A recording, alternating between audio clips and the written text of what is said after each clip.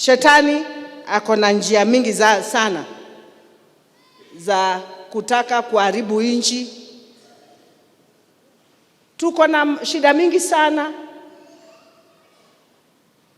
na sio Kenya peke yake. The world, everybody is suffering. There is a lot of suffering in the world. Lakini sisi kama wa Kenya, si kwanza tujiring fence, tujiombe, ndio Mungu asikie maombi yetu, ndio Kenya yetu iweze kuendelea. Yeah? I keep on saying this, hao wengine ni wakubwa kutushinda, Kina Kalonzo, kina Raila, kina Ruto, kina Gachagua, hao wote ni wakubwa kutushinda. They are our bosses.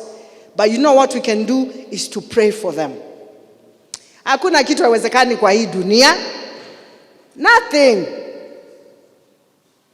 Hapa hakuna kitu. Tuombe Yesu ateremke yeye mwenyewe, akuje asimamie nchi yetu, watu wakae na amani, atuinulie ekonomi yetu. Yeah? Because we know, I remember before the elections, we also had a lot of problems. You could go to a meeting, unaongelesha raia, ukiwaangalia kila mtu ako na njaa, kila mtu. Sasa ukitoka ni kama wanataka kulia, na sio kupenda kwao, because things had started becoming tough. Tuombe Mungu atubarikie nchi yetu ya Kenya, and you know we are blessed. We are blessed as a country. Ukiangalia nchi zile zingine, you cannot compare them with our country. Tuombe nchi yetu isimame. Tuombe our president. Tuombe our opposition leaders. Tunaelewana? This Kenya is bigger than all of them, isn't it?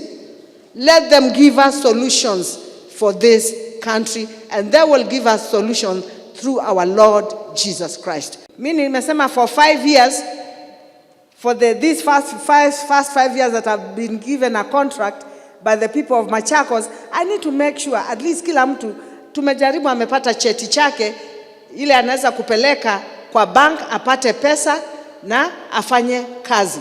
That is real empowerment. On East African Portland Cement, we're in negotiation with the national government to see how we can settle our squatters. The national government gets land also to do development, and the county government. So we have to balance these things to ensure that we are all taken care of.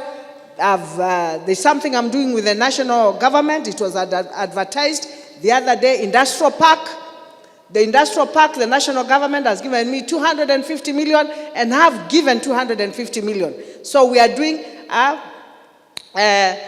industrial park here worth $500 million. Hapa Machakos tumesema ni kazi.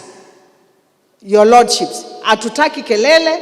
Mimi hamtasikia siku moja nikisimama nipige kelele nifanye nini. I don't have time for that. God has put me here for a purpose, not to listen to the noise. Siasa iko na mambo mingi bwana.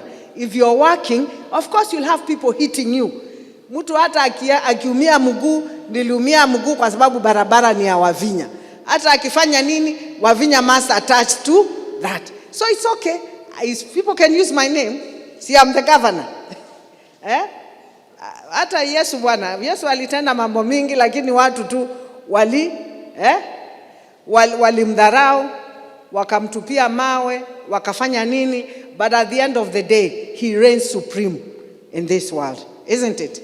Yeah, kwa hivyo sisi, Yesu Kristo ametupatia mfano mzuri wa vile tunaweza kukaa na watu na kuwafanyia kazi. All I can ask for you is prayers, muniombe, because bila Mungu, you are nobody.